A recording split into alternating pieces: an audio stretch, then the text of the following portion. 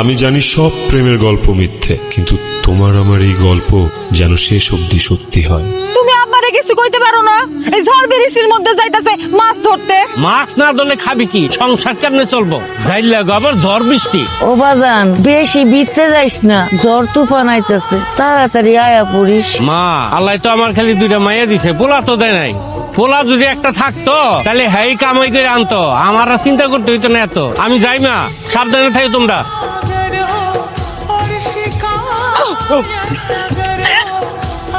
ব্যাপারটা কি? কি হয়েছে? 2টা দিন ধরে আমি দেখতাছি আপনি আমার পিছে পিছে ঘুরতাছেন। কখনো শুনছেন যে মানুষ মানুষের পেছন পেছন না সামনে সামনে ঘুরে? তখন সানটা কি? আপনারা দেখা তো মনে হইতাছে আপনি শহর থেকে আইছেন। আমি কিছুই চাই না, কিন্তু আবার কি যেন চাই, সেইটা আবার আমি জানিও না। আপাতত আপনার নামটা জানতে চাই, আপনার নাম কি? আলো। আপনারটা কি? সূর্য। সূর্য আবার কারোর নাম হয় নাকি? সূর্য তো থাকে আকাশে। আচ্ছা যাই হোক, এই যে আপনারা আমি এখন বইলা দিতেছি, আপনারা যেন আমি আর না দেখি আমার পিস পিস ঘুরতে। যদি আমি দেখছি আপনারে আর, তাহলে কিন্তু আপনার খবর আছে, বইলা দিন।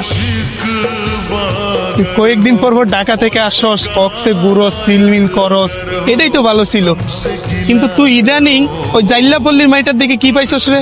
আর মামা ওই সময় লোকে প্রেম করা লাগে, টাকা খরচ করতে এমনি পাওয়া যায়। আর বেটা তোর যদি লাগে তুই আমারে বল, আমার কাছে অ্যাভেলেবেল মেয়ের কালেকশন আছে। তোর কি বলবো, তুই শুধু লাগলে বলবি, আমি আইনা দিব তোর কাছে।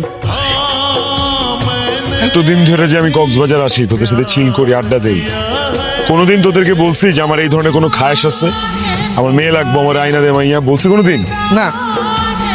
আর জাইল্লাপল্লির মাইয়া এটা কি? হ্যাঁ, জাইল্লাপল্লির মাইয়ারা কি মাইয়া না? জাইল্লাপল্লির মাইয়ারা কি মানুষ না? হ্যাঁ, নেক্সট টাইম মানুষের সম্মান দিয়ে কথা বলি। ভালোরে আমি ভালোবাসি। তোর বাপ হইলো যাইলে, আর যদি পায় তাহলে কপালে খাওন জুড়ে, নাহলে জুড়ে। আর তোর মতো ফকিনির বাচ্চা স্বপ্ন দেখে রাজপুত্রের বিয়ে কর। হ্যাঁ, এই বিষয়টা কি তোর লোকে চায়? আলো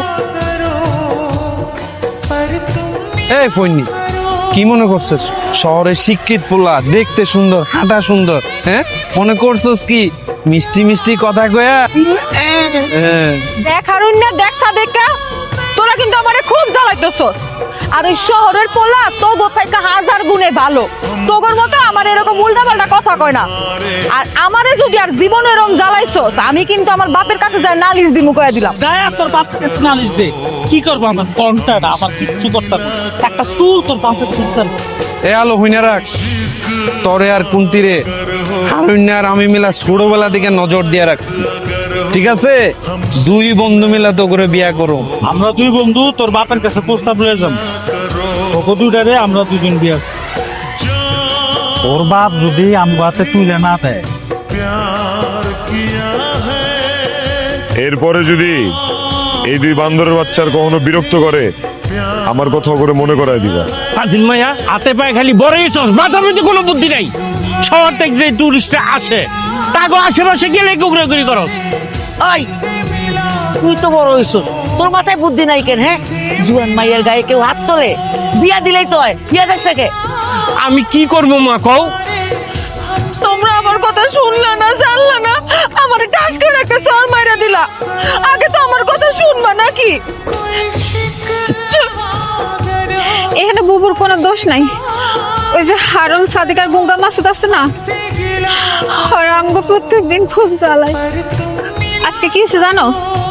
দরিয়ার পরে আমগো আটকাইছিল, বুবুর গায়ে হাতও তুলছে, আর ওই শহরের পোলাটাইয়া আমগো বাঁচাইছে।